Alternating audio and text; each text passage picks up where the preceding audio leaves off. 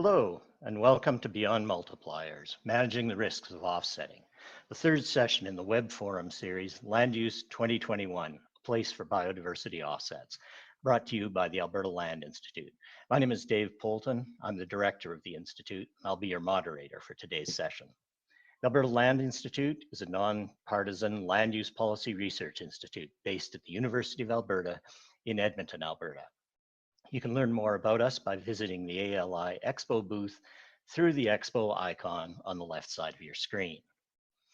We respectfully acknowledge that we at the University of Alberta are located on Treaty 6 territory, a traditional gathering place for diverse Indigenous peoples, including the Cree, Blackfoot, Métis, Nakota Sioux, Iroquois, Dene, Ojibwe, Saulteaux, Anishinaabe, Inuit, and many others whose histories, languages, and cultures continue to influence our vibrant community. Today, we will be considering how to adjust offsetting to account for the risks and shortcomings that have been touched on in previous sessions of this series. We'll consider how and whether ecological performance can be enhanced by mathematical variations in offset application. This topic is both one of the more technical issues in offsetting, but also one that invites heated controversy due to its direct relationship to cost. So now let me turn to today's speakers. Their full biographies are located below on this stage screen, so I'll keep my introduction short. Today we welcome Marcus Eyre, is the former Senior Environmental Advisor to the Canadian Energy Regulator, formerly known as the National Energy Board, and that agency's lead in the development and oversight of offset requirements for several major energy projects in Western Canada. We'll hear of British Columbia's work on offset multipliers from Karen Stefanik and Naomi Nickel. Karen is Senior Policy Analyst working with the province's Ministry of Environment and Climate Change Strategy. Naomi is Wildlife Habitat Specialist for the BC Ministry of Forests, Lands, Natural Resource Operations, and Rural Development.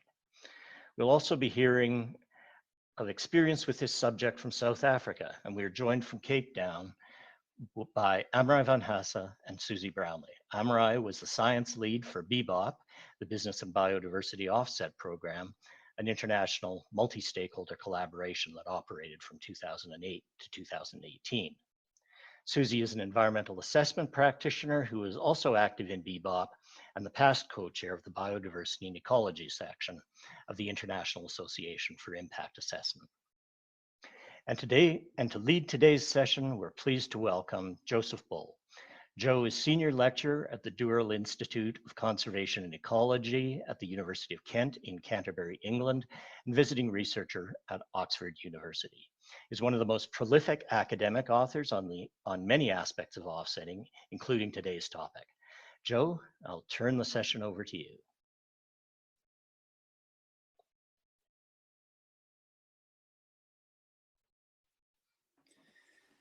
Thanks, Dave. Thank you for the introduction to all of us, and very nice to be here with you all in Alberta. Although obviously I'm not in Alberta, I'm in my, as I spent most of last year, I'm in my spare room at home in Canterbury, but nice to be speaking to you all nonetheless.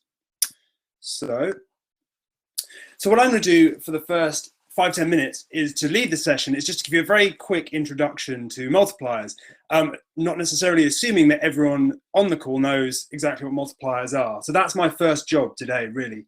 And to talk about multipliers, really, you need to go back to the mitigation hierarchy. Now, again, it's a good chance that a number of the people on this call in this session will know what the mitigation hierarchy is. So I'll be relatively brief, but just to make sure we're all on the same page. The mitigation hierarchy is this well-established concept around how to reduce and ultimately mitigate and compensate for the biodiversity impacts of development. And really the fundamentals are that if we have some kind of development project where we can predict what we think the biodiversity impact is going to be, we can run through a series of steps to avoid, minimize, remediate, and ultimately offset those impacts such that we end up with ideally no net loss or better of biodiversity overall at the end of the project. A couple of things to briefly point out is that as conservationists certainly, and people from other fields as well, we'll often assume that avoidance is preferable to offsetting, right? So wherever possible, we want to try and avoid those impacts, those biodiversity impacts the development's going to have in the first place, rather than letting the impacts occur and then compensating for them through offsets later on. And the reason for that is that, for example, avoidance is seen as less risky or less uncertain than offsetting, and for other reasons too, and we'll get into that. And that's important because that's really what multipliers relate to. But a second thing I want to take away from this slide here is that we can see these sequence of steps not as a one-off sequence of steps, but as an iterative approach to designing a strategy to achieve no net loss of biodiversity. So once we follow through the sequence of steps and we've worked out what impacts we can avoid, go through the various steps and find out what our residual impacts are to offset, with that, we don't have to stop there. We can go back and say, well, actually, the offsets we've designed are too costly or too difficult or whatever it might be. So we're going to go back and rethink about whether we can avoid any other impacts that we hadn't previously found a way to avoid. The point being that if offsets are difficult enough, they can incentivize avoidance. And again, that's important in this context. So that's the starting point really for this discussion. So what then are multipliers? Well, the biodiversity offsets at the end of that mitigation hierarchy are all about compensating really for residual impacts. So the impacts that are left over on biodiversity after everything's been avoided, minimized, or somehow remediated. And the objective is typically is no net loss of biodiversity or better. So what we need to do is find a way for offsets to compensate for those residual impacts. Now, obviously, compensation, if we're pursuing the path of, for example, ecological restoration, we know that there are risks to ecological restoration. The restoration might not succeed. We might not get the biodiversity benefits we think we're going to get, the biodiversity value we think we're going to get. So we need to make sure that the biodiversity offsets we implement manage to allow us to meet our objective and fully compensate for those residual impacts. So that we need to find a mechanism for reducing any risks or uncertainties we have in the offsets that we're implementing. And one of the ways we can do that, one of the ways, not the only way, is to apply some kind of factor to the residual impacts to account for these uncertainties. And that factor by which we multiply our residual impacts is our multiplier. So to give a concrete example, if we have a hectare of grassland that's been cleared and we need to restore, that's our residual impacts, you know, is 1 hectare of grassland that's been cleared, and we then restore 2 hectares of grassland to account for any uncertainties in how successfully or quickly that restoration is going to occur, then our multiplier in that case is 2. That's the factor. So that's what we mean when we're discussing multipliers, just to make sure we're all utterly on the same page. Now, there are lots of different reasons why we might implement multipliers, and that's one of the things we're going to cover today, really. What I have in this table here is a set of categories for different potential uses for multipliers. And that's taken from some excellent technical guidance written in 2014 by John Pilgrim and John Ekstrom, and also featured in one of the papers we published on this topic of multipliers a couple of years ago, which is still relatively up to date. And here are 5 different categories of reasons why we might use multipliers. So one reason we might use a multiplier is to help our compensation, to help our biodiversity offsets, to allow us to meet some of our broader landscape conservation priorities. So not just to compensate for the impacts of the project, but help us meet those broader landscape priorities. And that's one reason for using multipliers. That's an approach that's taken in various places, including South Africa. And I think that's something that Amre and Susie will touch upon in their talk a little bit later on this afternoon or this morning, depending on where you are. The second category is kind of what we've already talked about a little bit in this introduction, but is where you're using multipliers to account for uncertainties. You know, if you don't know exactly what the impacts are going to be on a component of biodiversity, or you don't know how quickly the restoration is going to take effect and your habitat is going to mature, then you can use a multiplier to account for those kind of uncertainties and data gaps. And that's an approach that's used in, for example, some of the state Australian policies and also the emerging UK policy on offsetting. A third category is to account for restoration failure. And so that's, for example, if you're restoring a wetland and you say, well, actually, we don't know if the restoration plan we put in place is going to deliver the kind of quality of wetland in biodiversity terms that we're looking for, or if certain areas that we're implementing, if it's a large area where we're restoring wetlands over, whether the entire area is going to succeed. So to allow for those kind of risks of failure, that's another category, another reason for using multipliers, to make sure that you're raising your chances of having sufficient residual impacts, sufficient compensation for your residual impacts. Fourth category is about temporal issues, and that's if there's a time lag between our impacts being felt from our project and our offsets maturing into the kind of habitat condition that we're looking for to provide compensation. So it might be that it's going to take 5 years, 10 years for the offset to mature into the kind of habitat we need, in which case there's a time lag, right? And so what we can do there is use multipliers in the same way we use discount rates to allow for that potential delayed loss in the maturation of our restoration site. And finally, a fifth category is to provide some kind of ecological insurance when we know that the currencies we're using for our offsets are imperfect. And when I say imperfect, what I mean is, you know, we're always using a certain indicator to measure what we call biodiversity, but that doesn't capture all biodiversity. And with biodiversity offsets, we're essentially exchanging one thing for another, and it's never going to be exactly the same. So even though we treat it as such, and we assume some degree of ecological equivalence in our offsets, we know that's not always the case. And to allow for that slight difference between the losses and the gains we get, the ecological losses and gains we get when we use offsets, we can use multipliers again as a way of accounting for that imperfect currency trade. And that's an approach that's used in German policy. So there, as you can see, there's lots of different reasons why we might use multipliers. And again, hopefully the importance of that will become clear as we go through this session. Our slide just quickly here on how large multipliers might need to be in theory. And really that's, you know, the obvious question. How large does a multiplier need to be? And it's one that I don't think we necessarily have an answer for, but obviously we'll go through various approaches to trying to answer that as part of this session. What you've got here is a extract from a figure in a paper by UC Leitler et al. 2014, which tries to build the theoretical basis for how large multipliers should be. And really what you're looking at here is the case in which you've got a discount rate of 1%, and you're looking at different delays to your offsets beginning in years up the y-axis there, and different amounts of time before you get your biodiversity offset maturing into the kind of habitat you want along the x-axis. And the shade tells you how large your multiplier needs to be according to the analyses carried out in theory by these authors. And you can see that as you approach, for example, offsets that are delayed by a long period of time and take a very long time to mature, your multiplier gets larger and larger. And the legend down the right there is the scale. And you can see that under these specific set of conditions, these authors talk about multipliers being as large as 5, 10, 15, or even 20. Now, in theory, and under different scenarios, the same authors have found or suggested that some multipliers, or in some cases, multipliers should be as large as 50, 100, or even more, you know, up in the hundreds. So in theory, multipliers can be, it's suggested that multipliers can be very large indeed, but obviously that's not necessarily always practical.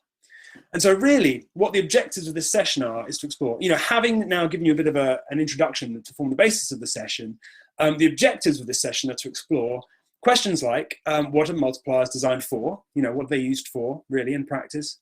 What do multipliers leave out? So what are they not designed to be used for? Slightly differently, in which situations should we be using multipliers and when should we not be using multipliers? And crucially, what kind of alternatives do we have to using multipliers as a means for dealing with these different issues that we've talked about, that I've talked about in this brief introduction? Taking us through this will be this set of speakers. Dave's already introduced us all, so I won't labour the point. But the next person to talk, this is in order here of our presentations. So the next person to talk will be my colleague Marcus. And I think that's the perfect time for me to stop this and hand over to Marcus. Thanks for all coming, and I look forward to the questions. Okay, good morning. My name is Marcus Eyre, and I'm speaking from Calgary, Alberta, in the traditional territory of the peoples of Treaty 7, including the Blackfoot Confederacy, the Stoney Nakoda, and the Tsuut'ina First Nations, as well as the Métis Nation of Alberta. In terms of disclosures, although I previously worked for the Canada Energy Regulator, or CER, I'm currently unaffiliated and have no paid conflict of interest. I do, however, of course, have other biases. I'm a biologist by training, and I come at offsets as a practitioner by way of environmental impact assessment. In my view, offsets are here to stay, regardless of their risks, and so we might as well make them as good as possible. I also believe our lands and ecosystems are damaged enough that restoration is worth attempting, regardless of whether we can do it perfectly.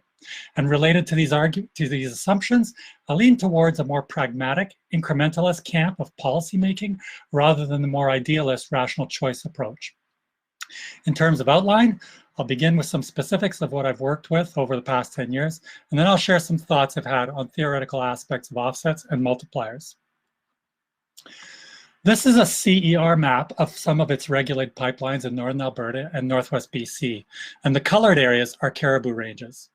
The colored pipelines are those for which the CER has imposed offsets, for those portions that are within caribou ranges.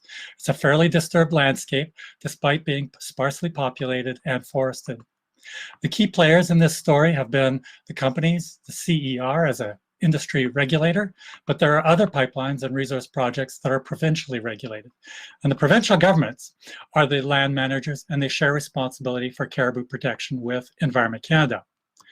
The offsets have come out of CER public hearings and the impact assessment process. They've been imposed to compensate for residual project impacts in caribou ranges with the aim of achieving no net loss of critical habitat in the absence of equivalent government action. Companies have arrived at their offsets and multipliers based on the work of a consulting firm who first conducted an extensive literature review, followed by a survey to identify different restoration options and their relative values. The survey involved about 30 people from government, industry, academia, and consultants, and consisted of a set of 45 questions. I should note that other provincially regulated companies don't necessarily have to do offsets, and companies don't like it when the playing field is not level. So take a moment to think about the caribou range lines on the map. Historically, the ranges were larger and were all connected, and there may often be little difference between inside or outside the range. So should offsets only be for the land inside the ranges? What about maybe a reduced value for a buffer area outside the ranges? Should no net loss be all or none? Just before going on to the multipliers, I just want to give you an idea of some of the actual concrete restoration measures used in caribou ranges and that multipliers are applied to. In the top left, you can see moundings, which have an immediate functional value of hindering travel by people or predators. On the right is a seismic line that has had tree felling, again, to restrict access. And on the bottom left is seedling planting, which will take years to mature and reach the desired ecological value. There's also some risk around the proportion that will survive or not. You may notice the planting is combined with mounding to enhance its survival. Appreciate that there are also decision frameworks for when and where to use any of the measures, and each measure needs specifications, the density of planting or mounding, the species to use, etc., etc. So, what multiplier risk values would you give to each of these measures, considering an access control function or a reforestation objectives? And what about the relative temporal values? And what do you think of the relative value of tree planting on its own versus on mounds, for example? Lots to consider. This is a simplified multipliers table to illustrate some examples. In the first column are the different types of restoration methods we just looked at. In the top row of the third to fifth columns are 3 categories of multipliers associated with delivery risks, time delays, and location. The actual multiplier values can range from 1 to 5, depending on the specifics of each variable. The greater the risk, the higher the number. Let's look at a couple details. First, the spatial multiplier.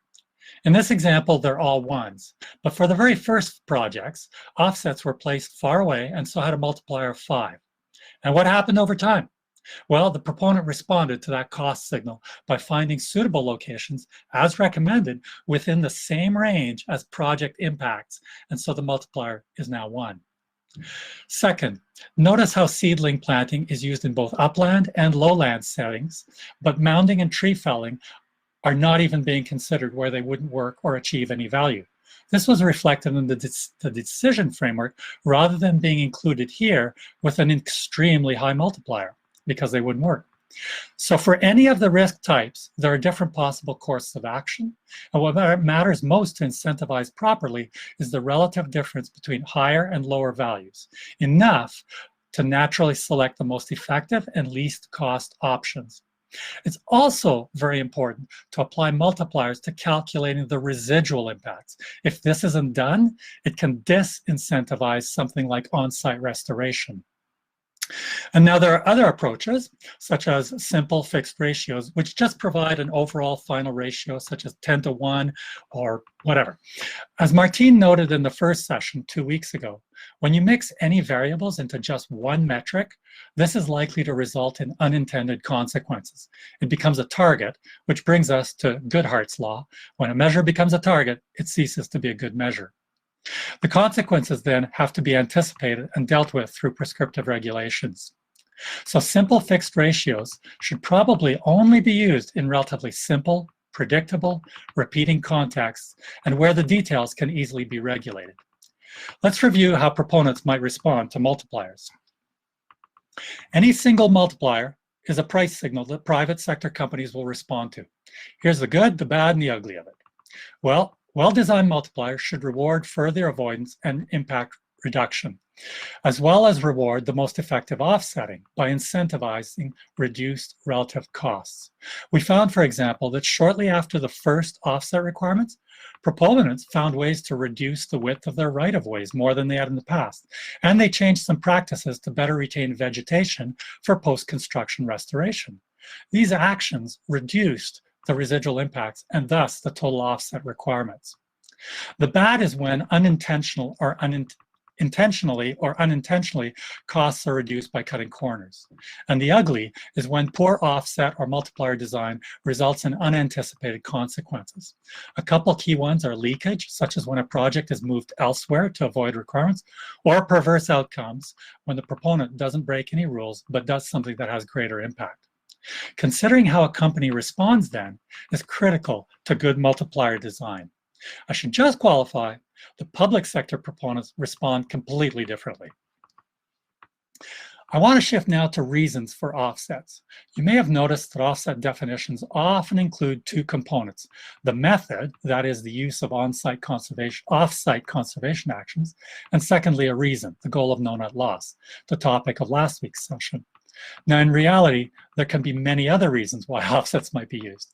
And while they might overall be viewed as political and they shouldn't happen, they're real. Offsets can provide decision makers with a perceived win-win or compromise that glosses over unpleasant trade-offs. So it shouldn't necessarily be surprising that those imposing offsets may not always, or at first, be fully sensitive to the intricacies of offsets or multipliers or achieving no net loss. But maybe these reasons can be harnessed. You may have seen some variation of this mitigation hierarchy figure before. I won't go over it in detail. Suffice to say that the bar on the left below the baseline is a sum of negative impacts. And in order of preference, impacts should first be avoided, then reduced, then restored, leaving some remaining residual impacts. And if there's enough offsets to equal the residual on-site impacts, then there should be no net loss. As just mentioned, many definitions of offsets include both a method and a goal. But is it necessary for these two to always be linked? What might happen if the objective were different? And a related theme is that offsets should not be used to justify projects that shouldn't be approved. Well, I can't disagree with this, but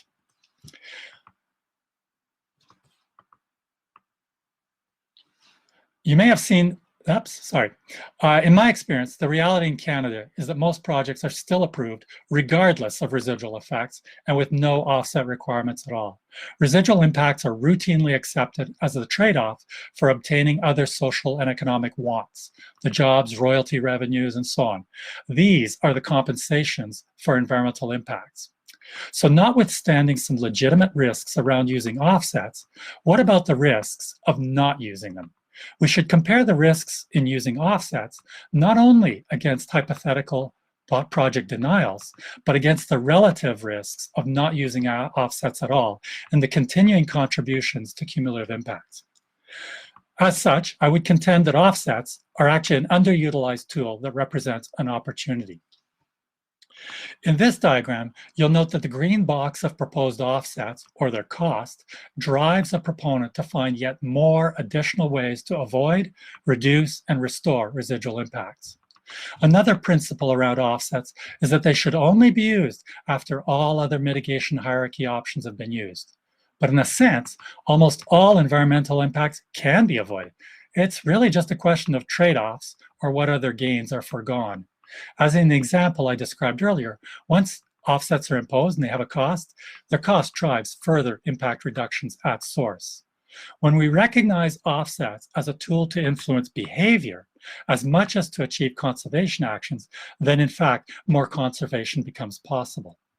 Whether it achieves no net loss is uncertain, but it would be an improvement over the current practice and would set a basis for direction towards no net loss longer term.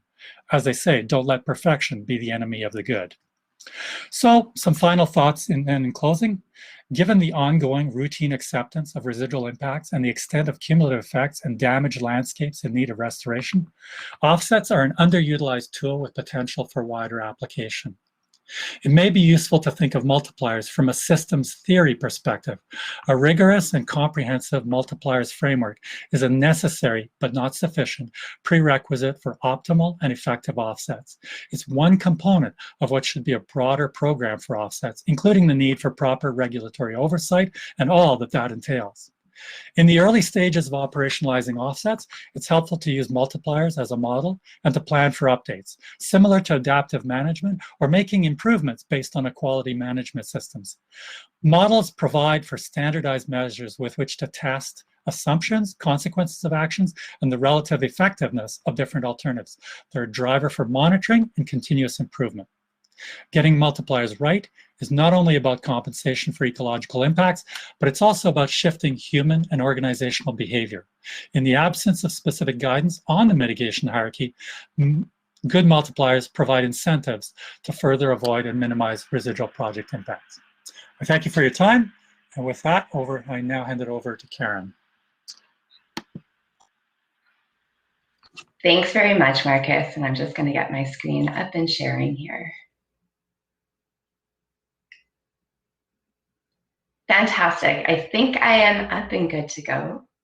So good day, everyone. I am grateful to be joining you from the traditional territories of the Lekwungen speaking people.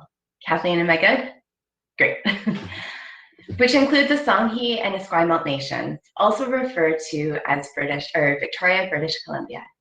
This presentation has been built off the work of my colleagues, which includes Naomi Nickel, who will join us for the discussion session afterwards.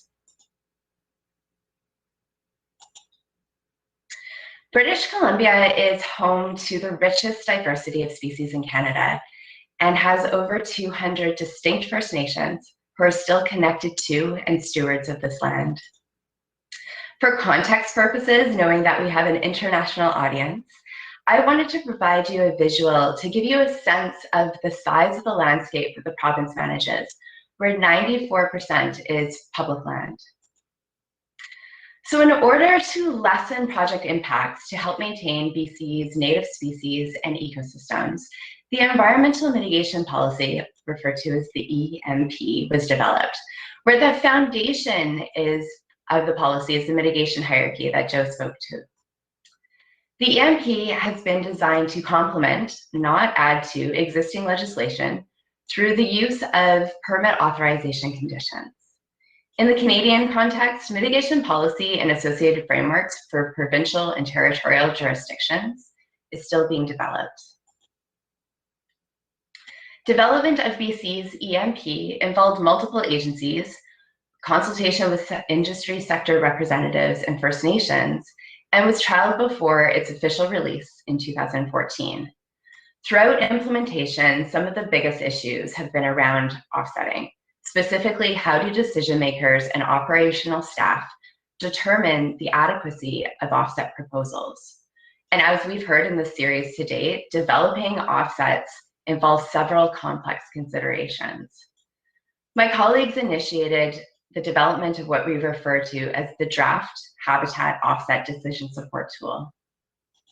The goal of the tool itself is focused on establishing a standardized method to assess offsets based on ecological factors and known risk, with a focus on impacts and direct habitat loss.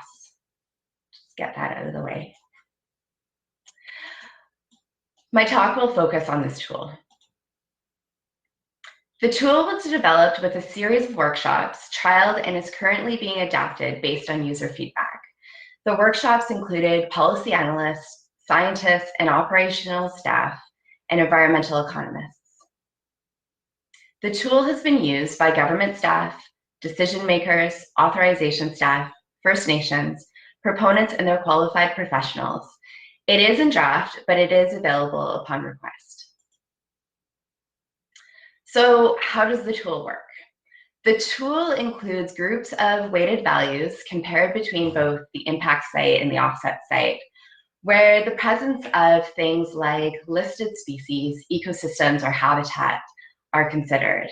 Also, the tool allows an opportunity to look at the presence or absence or adjacency to different land designations. So, for example, if those designations offer a certain amount of conservation protection or just prohibits the certain land activities. And then we can also look at other attributes in itself. So this might mean the presence or absence of invasive species, for example, or the presence of special habitat features like mineral licks or hibernaculum sites. So the relation of all of these characteristics and relative rankings is what we refer to as the habitat value multiplier. It's a unique value that's generated within the tool itself for both the impact site and the offset site. So after the habitat value has been determined, then consideration is turned to what actions are proposed at the offset site and what is the risk of those actions. So first we look at conservation action types, and Marcus was speaking a little bit about this. And in some instances, it may be protection, or what we've heard in the series about averted loss, restoration, enhancement, or creation. And then the consideration of risks. And Joe went through the category of all different types of risk and why you may look at some of these. It could include the risk of failure. So how certain are we that the techniques are going to be used are actually going to work? Are they proven methods? We can also look at time lag itself. So how long is it going to take for something to become ecologically functional, or at least on a trajectory of ecological functionality? And also duration. What's the permanence of that offset that's being established? What's the chance that it's actually going to be on the landscape until the future itself? Then the tool determines the offset ratio. So building on what Marcus and Joe have already talked about, in theory, higher multipliers are needed, in part to help incent preventative measures such as avoid and minimize, but also depending on the values being impacted and the desire for the outcome of those values. We've talked about ideas of no net loss or net gain. They have to be high enough to achieve those outcomes. So the default of this tool is set at an 8:1 ratio, where the lowest ratio is 4:1, which is based off of the review of existing literature, and can be achieved by changing a combination of what's being impacted, by changing the avoidance or consideration of minimization techniques, and then the effectiveness of those conservation actions being selected. With increased certainty and lessening the time lag also reduces the overall ratio. I will add here that the use of the tool in British Columbia right now and the resulting ratio is not meant to be prescriptive, but it's meant to be used as a decision support tool and iterative. By manipulating the inputs to the tool, users are encouraged to play around with different scenarios to help determine the appropriate course of action. The product itself, or the tool itself, is an Excel spreadsheet with an accompanying technical manual to describe how to use it. Now, what I'm about to show you is just screenshots, and it's not the full example, but the idea is to give you a bit of flavor of the tool. So there are 5 distinct tabs, and the first 2 are fairly identical. There's one for the impact site and the offset site. And this is where users consider a bunch of different characteristics and are able to actually enter in the objective answer of whether or not a certain characteristic is present. So a yes, no, or in some cases unknown. And then the relative percentage of what the impact area or the offset area, if it actually constitutes. For example, is critical habitat present, yes or no? How much of the impact site or the offset site is considered to be critical habitat for a certain species? The next tab itself looks at the conservation actions. So this is where users can actually put in, for example, the different types of conservation actions that they are proposing. We've talked about, for example, protection and restoration, and then one is able to assign the offset risk. So this is where the user can input if the track record is proven or if it's an unproven method. And again, we can also look at the percent area covered. Within this tab as well, we can also deal with some of those other risk factors. For example, the offset duration, and then the number of years of time lag, for example. The next tab is the results tab. This is where the tool generates what's considered to be the offset ratio. And you'll see there's two results here. So one is the offset ratio without conservation actions and risk. You'll see here it's 8 to 1. The offset ratio is then adjusted with conservation actions and risk, depending on what was put into the conservation action tab. And you can see it's been reduced slightly to approximately a 7 to 1 ratio. And that can be played with. Generally, the entire workbook is meant as a way to document assumptions on the inputs to the tool and provide consistency and structure when discussing what essentially is being lost and what is being gained, and includes a documentations and assumptions tab.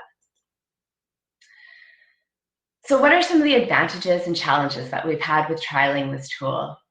Some of the advantages that we've seen is transparency. So with having very clear ways of documenting the assumptions helps provide clarity of all the factors that are being considered and really facilitates discussion between proponents, decision makers, and additional stakeholders and other governments such as First Nations. It also has focused exclusively on ecological equivalency and some of the factors associated with the risks. And by having a really good focus on the ecological equivalency, it provides the opportunity to talk about what is being lost and what is being gained from the ecological context and not necessarily the political context. Overall, the approach and the idea has been well received by government staff and First Nations. However, there's definitely some challenges, and what Marcus was speaking to, we have to start somewhere. The initial development of the tool itself did not consider First Nations ways of knowing, which we acknowledge. The tool can improve by braiding traditional and Western ways of knowing and an opportunity to re-evaluate the weighting of the inputs, or the relative weighting of the inputs. Too much focus has been on the ratio rather than the process. We need to do a better job at communicating what it means when the tool produces that high ratio, really to revisit the mitigation hierarchy, or that the offset in and of itself is not appropriate. And then implementation. Currently, this tool is being implemented on a project-by-project approach, where there's greater need to be linked to or incent those desired outcomes. There may be situations, for example, where averted loss is favored over restoration or vice versa.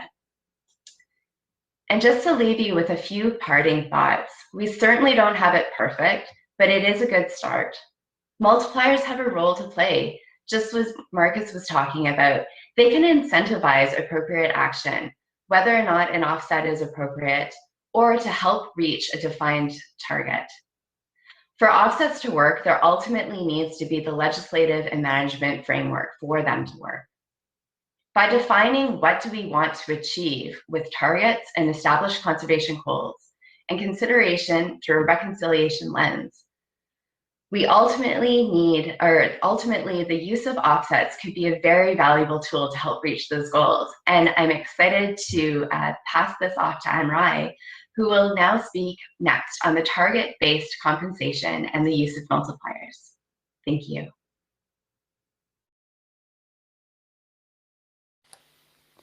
Thank you, Karen, and hello to everyone. Thank you for joining this session. It's a pleasure for me to be here. I'm in Cape Town with my colleague Susie Brownlee, and we've been asked to share an overview of target-based ecological compensation in South Africa. And as part of that, I'll first outline what kinds of targets we have and how they are used in biodiversity assessment and planning, and then how they underpin the offset or compensation system and multipliers. I need to say up front that the term offsets in South Africa is used to mean target-based ecological compensation.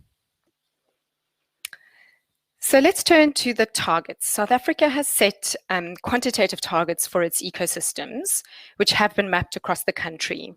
And these ecosystem-based targets represent the minimum area that should be conserved to retain the majority of species that are characteristic of an ecosystem. So the main aim is to ensure the representation of biodiversity pattern. And the way these targets are expressed is as a proportion of the historical extent of each ecosystem. And for the different terrestrial systems, those percentages vary between 16% and 36%. Now, the targets are essentially the foundation of biodiversity assessment and planning processes in South Africa. And forward planning is done at different scales, from the national level through to the provincial and local level. And the resulting plans identify and describe biodiversity priority areas, for example, critical biodiversity areas or ecological support areas. And they show why they're important from an ecological perspective. And that might include, for example, because targets for a range of biodiversity features, including ecosystems, but also species and ecological processes, are best met in these areas. The targets are also integrated into two of the headline indicators that are derived from biodiversity assessments and that tell us about the state of biodiversity in the country.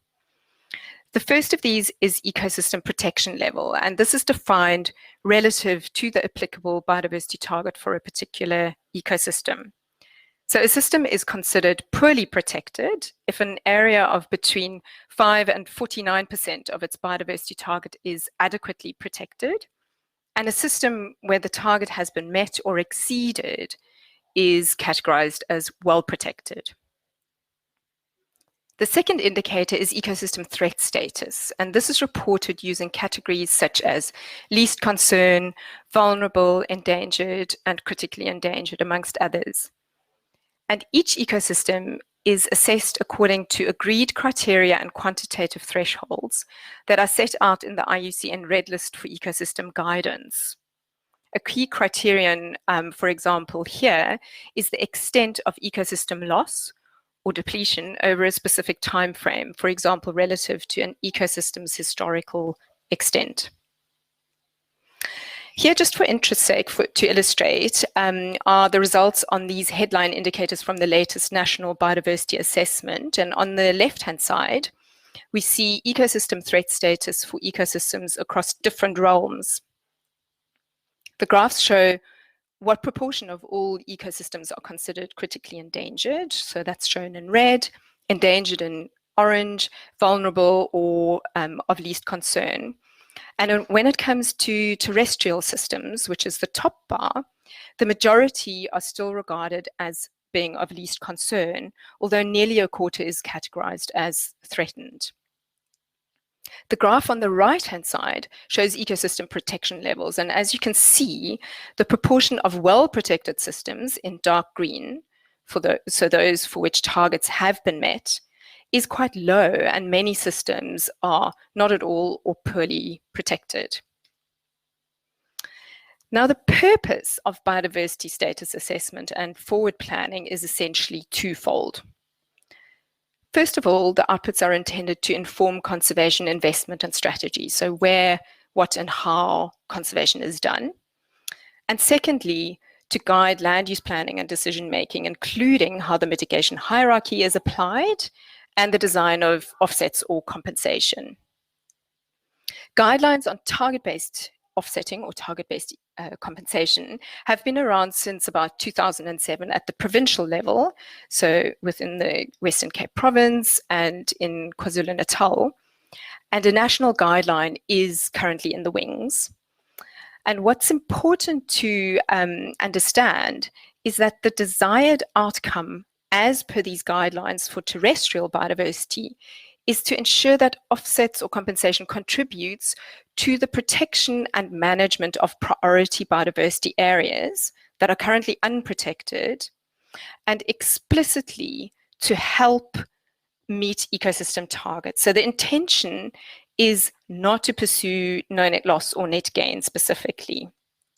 And one of the key considerations on which this philosophy is based is that restoration is regarded as generally not feasible for South Africa's terrestrial systems, and that much better outcomes for biodiversity would be achieved if we retain and protect what we currently have, much of which you would have seen is unprotected, and to ensure that offsets actually contribute to this. Now, there are three main ways in which targets and associated biodiversity information influence compensation specifically. I'll skip over the first two, which are whether there is a compensation requirement at all and where compensation should be located. And I'll focus on the third point, and that's the size of that compensation requirement. This is designed for each project in proportion to its residual impacts, as well as what is needed to meet biodiversity targets for affected ecosystems. And let's look at how this is done and scaled using simple multipliers. Let's say we are in a system called limestone Strandveld ecosystem that has a 30% biodiversity target. So at minimum, we want to retain and protect 30% of the system's original extent. We also know that none of it is currently protected. We also know that the system is categorized as vulnerable. So a basic ratio of 3 hectares protected for every hectare that is residually impacted when applied at the project level would ultimately lead to an outcome across the landscape where around 37% of the system is formally protected, which would exceed the minimum target that we have actually set, and 63% of its original extent is transformed or developed. It's a kind of end game outcome. And this is assuming that every impact is in fact compensated. So in this particular case, we're dealing with an approach that is best described as a managed net loss, because we are accepting an overall loss in exchange for improved protection of that ecosystem. It's not no net loss, which would imply that we retain the current 50% level of that ecosystem. However, what this theoretical example shows is how multipliers can be set to achieve a particular outcome in the landscape, or a particular outcome or target for a specific biodiversity feature or ecosystem. Here, just for illustration purposes, are the ratios that are currently provided in the latest draft guidelines for the Western Cape. And a national guideline that deals with all ecosystems across the country, terrestrial ecosystems, is currently in preparation, and it's expected to take a similar approach as the one we've seen for the provinces.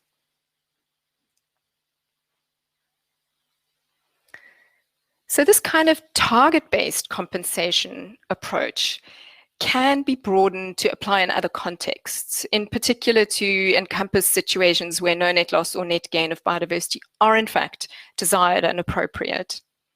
And I won't expand on this further here, because I can point you to an excellent paper that lays out these concepts by Jeremy Simmons and colleagues, and also a very recent webinar held by the IUCN thematic group on impact mitigation and ecological compensation. And the link is provided in the slide.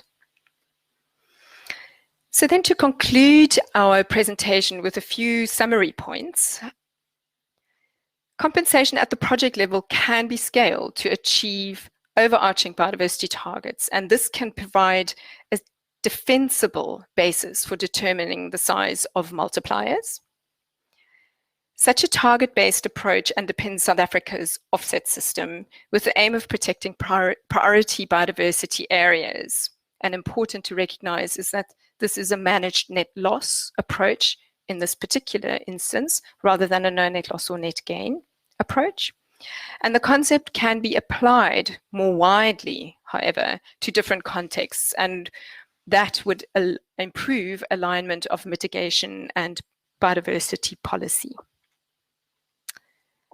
And with that, I would like to thank you and acknowledge in particular my colleagues at the South African Biodiversity Offset Think Tank and the working group members of the SNAP, or Science for Nature and People Partnership working group on ecological compensation.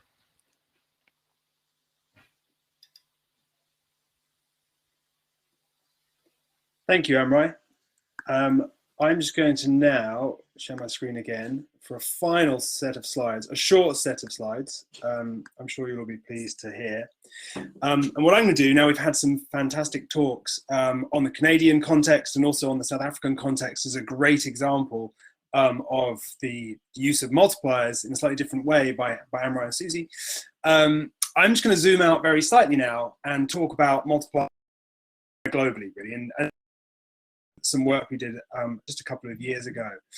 And really, the work here is to look at a global level, look at biodiversity offset systems on a global level and say, and thinking about multipliers specifically, say, you know, what should they be used for? What are they used for? And how large should they be? Critically, how large should they be? Because even though we've seen there are lots of different reasons for using multipliers, ultimately, when it comes down to the practical implementation of offsets and multipliers along with offsets, one of the key questions is, you know, what size is multiply? What's the number we're using? As we've said, and as I said at the start, theoretically, they may need to be extremely large, which might mean they're even up in the hundreds to serve various purposes. We've seen in terms of the ratio tool in Canada, in terms of the implementation of ratios or multipliers in South African policy, that they can be quite a range. Again, I think some of the multipliers shown in Amrei's talk just there are up to 30 or so. So certainly in the tens, if not the hundreds.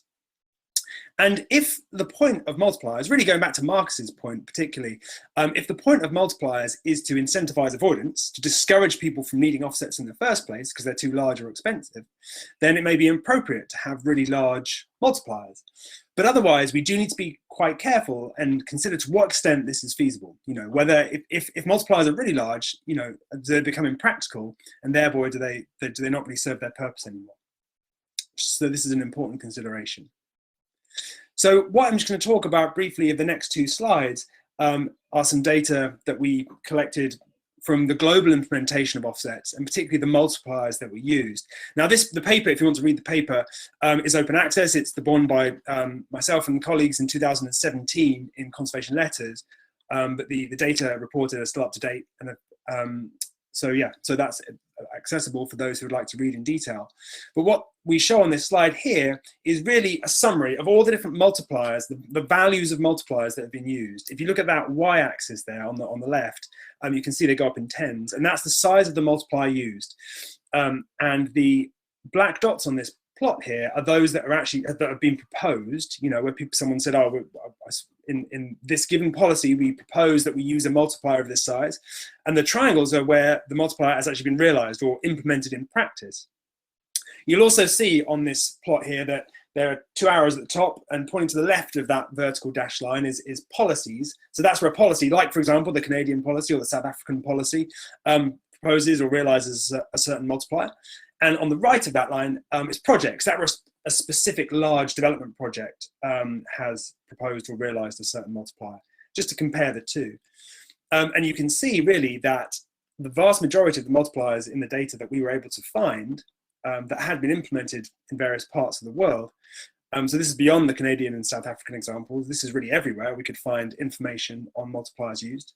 They're typically between about 1 and 10, the majority of them. There are some exceptions, but the majority of them are down below that level.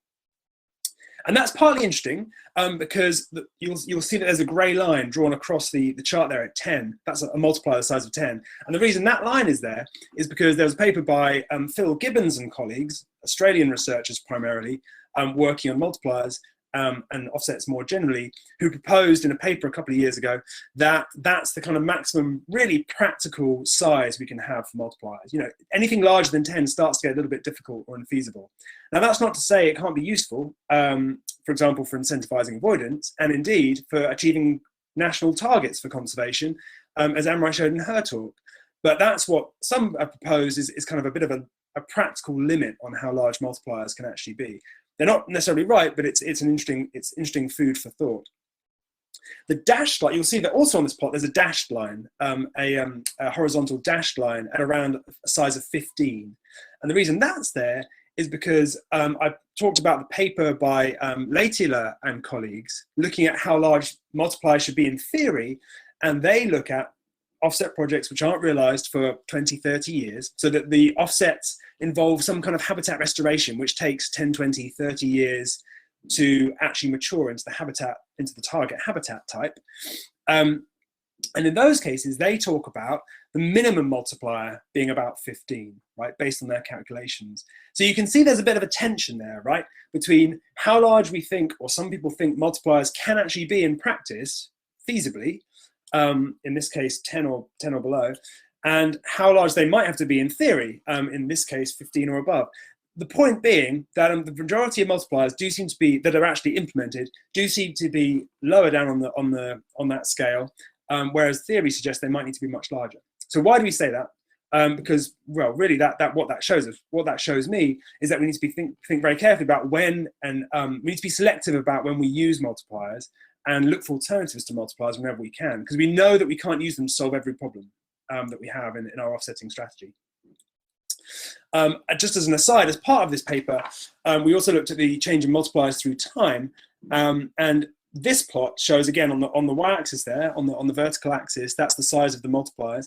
On the x-axis, down on the horizontal, you'll see that that's the year.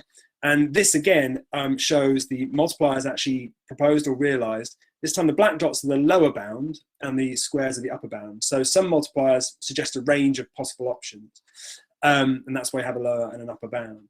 And what this shows you really is that you have your dashed line going through the upper bound and the solid line going through the lower bound. This really shows you that the size of multipliers proposed through time hasn't really changed substantially. That's what the analyses in the paper show. So really, multipliers haven't been getting larger over time, which is another part of this picture, right? About how large we can expect multipliers to be in practice. So what we do in this paper, and what many have discussed, is alternatives to multipliers, right? We can use them in some cases, but they can't solve everything for us. They're not a silver bullet. So we need to think about the different reasons we might use multipliers, and what the alternatives are in that, and if we don't use multipliers for those in those cases. So in this table, if you look down the left, you can see the rationale, right? So this is the some of the reasons we might be using multipliers. We've discussed some of those already between the group of us presenting today. In the middle, we can ignore that to some extent for this slide, but it's the possible size that multipliers might have to be. And on the right is some of the alternatives we might have as examples. So for instance, if one of the problems we have is we have limited information on what we think the impacts of a development project are going to be on biodiversity, or how that biodiversity might respond to restoration, and we use a multiplier to deal with that risk, that ecological risk, then an alternative, obviously, is to perform more research, better monitoring. You know, that's an easy thing to say, harder to do, but that's the kind of alternative we might have.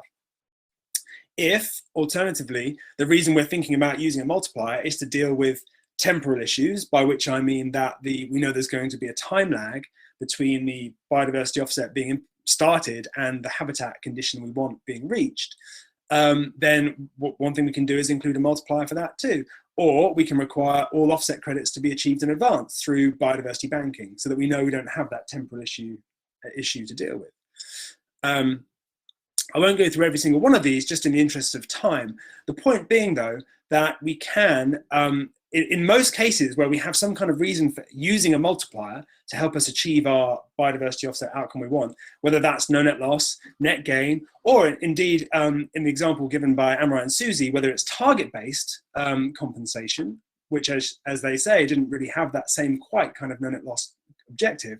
There's often an alternative we can use. It might not be an easy alternative, but there are alternatives. And so really the argument here is that, you know, if we know that we can't use it, solve everything through multipliers, so we can use multipliers for some things on given projects or in given policies, but we have to find alternatives in lots of cases.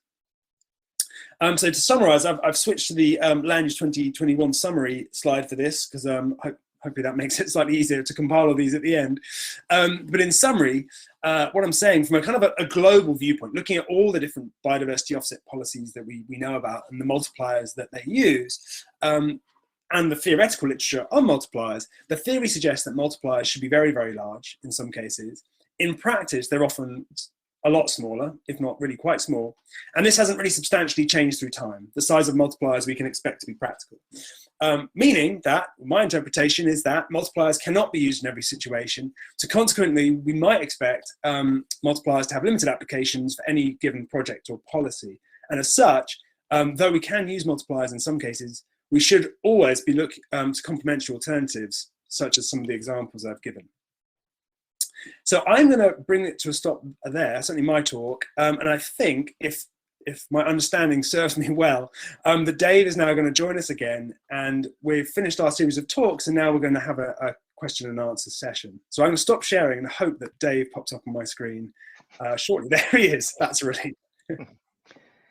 Thanks for that great summary, Joe. Yeah, if I could invite our other speakers to join us on screen.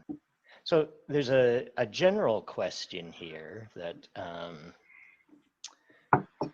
what is feasible? Manage no net loss, or net gain in the current world? I guess if I can paraphrase that is practically which one of these goals is it most realistic and possible for us to pursue, given all the complications that we've heard about in this and previous sessions. We've got some of the best minds on this topic here. So. Who'd you like to go first, Dave? I'm sure we could all have a crack at answering that, but shall I give an initial thought and then pass it on? Sure. There are definitely better minds around this table, but I'll give it a crack. I think it's a good question. You know, what can we realistically expect of those three options? I think really a lot of that it comes down to geographical, to which geographical location we're talking about. I think, it's reasonable to expect that in some parts of the world where biodiversity is incredibly impoverished. I mean, you look at the part of the world that I'm based in, northern Western Europe, we have some incredibly impoverished landscapes. There's very little biodiversity left. So it's not completely unreasonable to expect or to strive for some form of net gain. And indeed, that in England, we're about to make biodiversity net gain a legal requirement on almost all developments, in fact. So whether that achieves the kind of biodiversity we want is another matter, but nonetheless, biodiversity net gain will be a legal requirement. So I think it's reasonable there. Other parts of the world, certainly that I and some of my colleagues around this table have worked in, you've got relatively undisturbed biodiversity, and you've got development pressures which are entirely justified from the point of view of from economic reasons and well-being reasons. So therefore, in those cases, you might expect a managed net loss. So I think a lot depends on the location. And one thing I would say is there's an excellent, I say I'm a co-author, full disclosure, but I'm not one of the lead co-authors, by Martin Moron, who ran the first session, I believe, in Nature, Ecology and Evolution just a year or two ago, on this exact question. Which parts of the world, what might we expect there to be managed net loss versus no net loss or net gain, realistically? So I'll say that and pass on to other panelists. Anybody else like to weigh in on this question?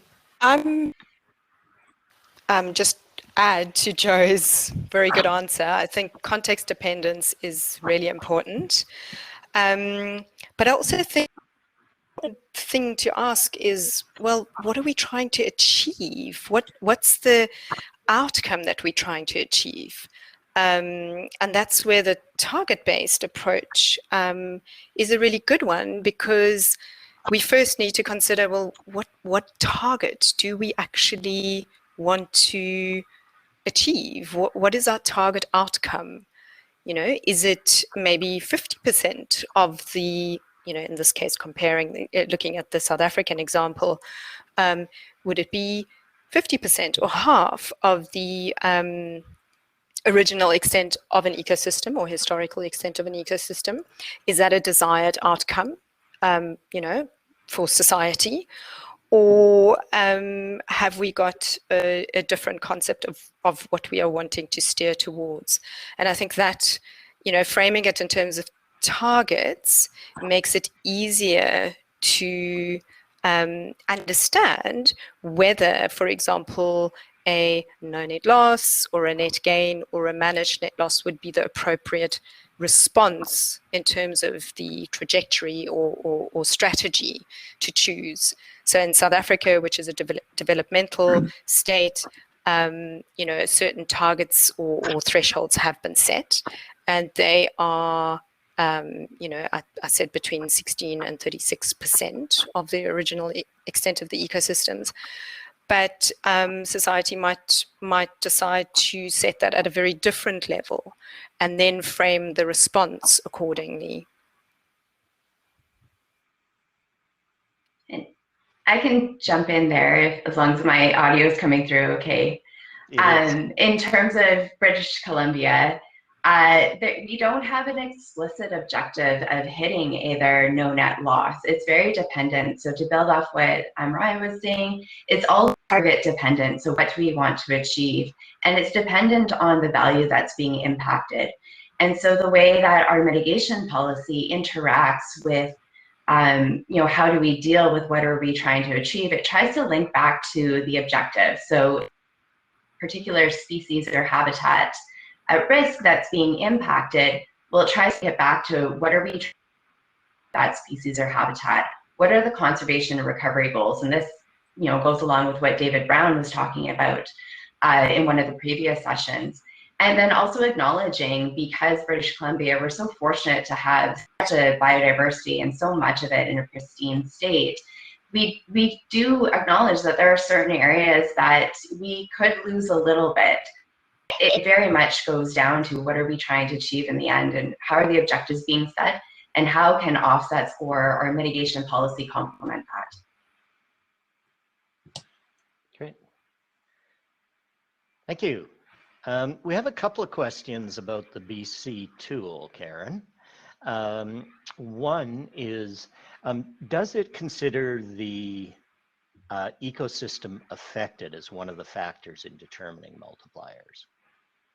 It's a great question, and you can appreciate with that the multitude of ecosystems we have in British Columbia, it's very hard to build a tool specific dealing with all of those. So the quick answer to that is not explicitly. However, when you start looking at the Conservation Actions tab, by being able to answer the question, what are you proposing to do? So for example, if one of your conservation is restoration, and then you go through to answering what is the risk of that proposed activity, and answering, well, you know, is this something that's been proven? So, you know, in some context, we could say, sure, if it's land that's being impacted and there's a track history saying that we do know how to restore that, or we can get ecological functionality of that site, then that is considered in terms of looking at the ecosystem.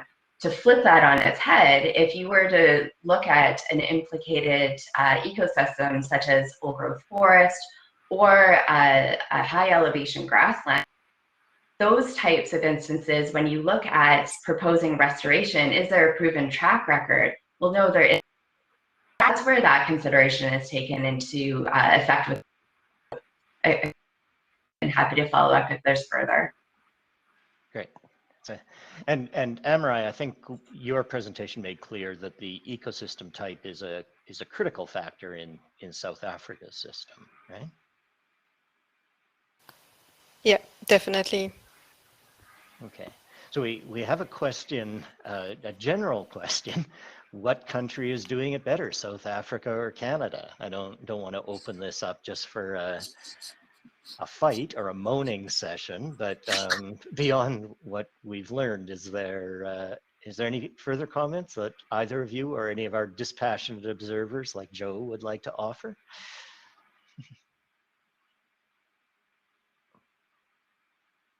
I can certainly say that Canada and South Africa are both currently doing better than England, so you know that's for sure.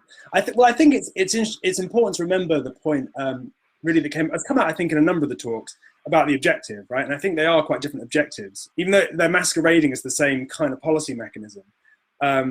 Really, the fact that South Africa is using this mechanism as a way for meeting landscape conservation targets, whereas Canada, and forgive me if I misunderstood the kind of philosophy behind the Canadian system, but it is much more of a traditional kind of mitigation of impacts caused by specific development activities type policy. So actually they are quite different policies, even though they seem kind of the same in many respects on the surface. So I think it's not the case that one is, yeah, better or worse, they're quite different. I think they're both seen as a relatively, you know, understandable or appropriate approach. I think looking at the different policies dotted around the planet, some are seen as kind of a little on slightly shaky ground.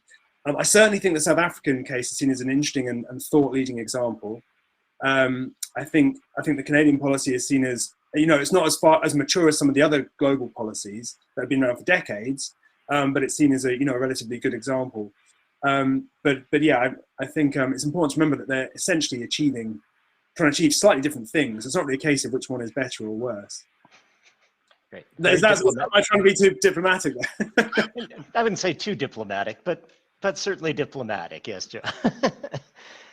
There is another question here about the Canadian system, and maybe this calls for some clarification of jurisdiction that the Canadians can weigh in on. It says Canada examples show that we still have a long way to go developing offset policies and tools. Was this process all led by the government in Canada? How has the experience been on the ground? So maybe we should start by clarifying that the system that Karen's been describing is British Columbia's provincial policy, not federal or nationwide policy in Canada. But from that, Karen or Marcus, do you want to weigh in on sort of how these policies have been developed? Sure, I'll weigh in. And I'll tie in with some of the previous questions too. Of course, it's hard to compare Canada to South Africa when you only know your own bubble and you don't know what's in the other bubble. I'm certainly aware that Australia seems to be perhaps far more experienced at this than perhaps anybody else. But I think in Canada, we're actually doing a dismal job. I hate to say it, but our greatest experience is actually probably with Department of Fisheries and Oceans, Canada. I think what Karen has described for BC and having followed it a little bit is a huge step forward. But I think that you know, other speakers previously have talked about the need for a system, right? Karen talked about supporting an offsets with other legislative regulatory support mechanisms. And that's why I was talking about a system. You need to look at the thing systematically. Eric Higgs last week also talked about having a very holistic in which society almost buys into how to use this. Society in the sense of at least government holistically. The CER is only one small piece of the federal government. It's an independent tribunal too. So as to Martine's point 2 weeks ago, I think regulators are in a really good place to do some initial steps, but regulators can't be a substitute for a broader, more holistic government approach to when to apply offsets, when not to. Because I agree with Joe, there's lots of places it doesn't make sense. It may not make sense ecologically, and it may not make sense in a business sort of case. Practical application, the overhead may just be too much. But I think that the other thing is that, and part of why I say I think Canada has been poor at it, is one of the things that really strikes me in fisheries and our fisheries context is when I look back at the often cited papers by Harper and Quigley for about, whatever, 6-7 years ago, and you look at the numbers they put forward by Fisheries and Oceans Canada, you've got a policy. I think that at the policy level, it could work, but the implementation isn't happening, right? Their papers talk about the need to have the resources and the oversight. And one, that's not happening. And that's not happening within one government department. And so the other thing I find really interesting in the Harper Quigley papers is when you look at the breakdown of what the 52, I think it was, different project types were, a huge number of them, perhaps the majority, are things like highways and urban developments, which are actually under government control programs. They're not the private sector. And that's why I was making that point about you can incentivize the private sector, but those incentives may not work for the government sector. And the government sector actually has to receive the public pressure to actually kind of go, we need to do something. And it goes back to who deals with the cumulative effects that are already on the landscape versus any one new project. And addressing on any one new project isn't going to achieve, let's say, target-based objectives of ecosystem restoration for all the past cumulative effects. So a lot of tentacles there. Yeah.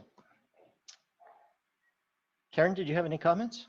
And if I may, sure, definitely. I'll try to keep it short. And I think just to kind of complement what Mark is saying, the role of the federal government and agencies like the Canadian Energy Regulator, because there are certain federal policies that, for example, some of the provincial or territorial jurisdictions don't have. For the example I'll give is that there is a federal policy on wetland conservation, that they aim for a no net loss on federal land. And in turn, some of the regulatory approach from the federal government is for anything that's a joint review project. So for example, it would go through what's referred to as the British Columbia Environmental Assessment Office, federal regulator. This is where the province is starting to see the requirements for offsetting and conservation targets that haven't necessarily been set provincially. So this is where the federal government has been pushing, for example, certain provinces or territories to start considering some of this. So Marcus was talking about, we've seen that approach, and different approaches are needed. And I think to kind of answer some of the previous question too around, who's doing a better job, British Columbia has a long way to go. Definitely benefit from some pretty concrete targets itself. And we've all asked about what the need is for targets and trying to establish what are we trying to achieve. Great, thanks, Karen. And maybe I can clarify that almost all provinces and some have some offset policies or practices in place, usually with respect to wetland conservation. But to my understanding, almost all of those have been developed more or less in isolation from one another according to the circumstances in the individual provinces. There has not been any coordinated effort to come up with a common approach to offsets across Canada, at least not to date. Although hopefully I have been advocating that for some time, so to the extent that I have any influence on it, maybe we'll see that. And I don't think I do. We've had a couple of questions about the long-term security and success of offset projects. Our own Kathleen has asked, what if the proponent company fails during the offset period? And we've also got a question from Ash Morris about holding habitat offsets as a form of security. Oh, I misread this question. I'll come back to it. Yeah, maybe that question about what arrangements other than multipliers we can put in place to monitor the success of projects and to undertake corrective actions if need be.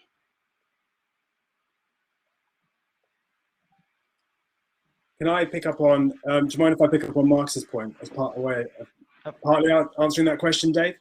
I think it's an excellent question, and it's obviously one of the big issues with all this is that if we're requiring managed areas for conservation to compensate for impacts, and we're trying to do that on any kind of long-term basis, all kinds of things are going to get in the way. And if the risk is the risk of, say, for example, the company going under, then clearly, or even a change in the policy, right? That's something that's happened in the case of some offset policies, that the policy itself has changed on a 5 or 10 year basis, which undermines all the stuff that's happened previously. obviously a multiplier is not the kind of thing that can't deal with that kind of risk. So that's not really a multiplier's job. I think I say go back to Marcus's point because he made some excellent points about resources and practical implementation.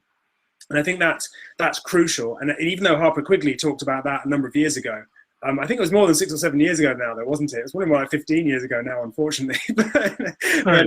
but they mentioned it a while ago. And it's even now, it's still the case that that it's only really now that I think that's becoming part of the wider consciousness of those designing and trying to implement these policies is how it's almost more important than any of the theory is the practical element of is there enough expertise? Are there enough resources? Is there sufficient infrastructure for monitoring and reporting and disclosure? Like all these kind of questions.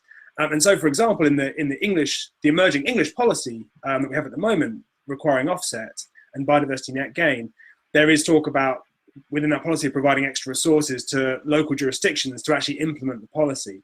And I think those who wrote the policy might have underestimated how much resources are needed to do it, but nonetheless, that's now written in. And I think there's an increasing realization that it's the need for those resources. And the examples of offsets I've seen that feel like they've been relatively well set up and are likely to show longevity are the ones where costing, resources, a monitoring framework, all that kind of stuff are designed in from the very start so sufficient resources are given towards the kind of long-term security and monitoring of the offset. And that's what makes those kind of approaches, those examples successful. So I think to kind of, I guess, partly answer the question is to say that multipliers, I don't think really can deal with those kind of risks. I think it's much more about the kind of stuff Marcus is talking about, which is sufficient resources and monitoring and expertise inbuilt to the system to ensure that those things happen in the long term. Yeah, and I think that if I can interject, I think the cost of those resources can be substantial. I know at the CER, there's certainly a very large group of people working on this stuff a lot. Going back to the questioner's original point, there's the whole question of long-term monitoring, right? From a corporate perspective, with the private sector, you want to minimize your costs, which includes your long-term liability, in a sense, right? So, and what I've found was that proponents are keen to, okay, we'll do that, but once we've got it implemented, we'd like to walk away from it, right? They'd like to know, they'd like to get to the point at which they can establish that it's on a trajectory as soon as possible, because once it's on a trajectory, then they should be able to walk away from it, right? And so implementation is not necessarily a problem, but long-term monitoring, however, that's long-term monitoring is a long-term cost. It's a long-term liability in a sense. And so again, there's a role for regulators to kind of do this, but as soon as you get into that, it does beg the question as to whether the overhead for offsets is the cheapest way to do it and the most effective way to do it.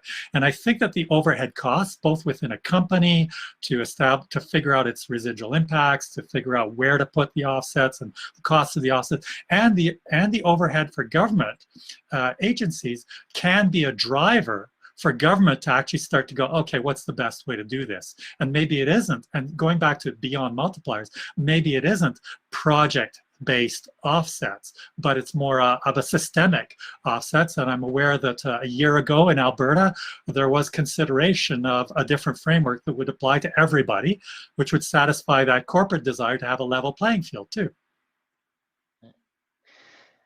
Okay, I would like to just come in briefly, Dave, just to briefly, reinforce that. Yeah. I just wanted to mention that yes, multipliers I think are important as part of offset design. So they really tell us about the sizing of the offset primarily, or the compensation. But really the most important thing, or one of the most important things to consider, are implementation related provisions. And here there's a whole range of those. So who's going to be doing the management?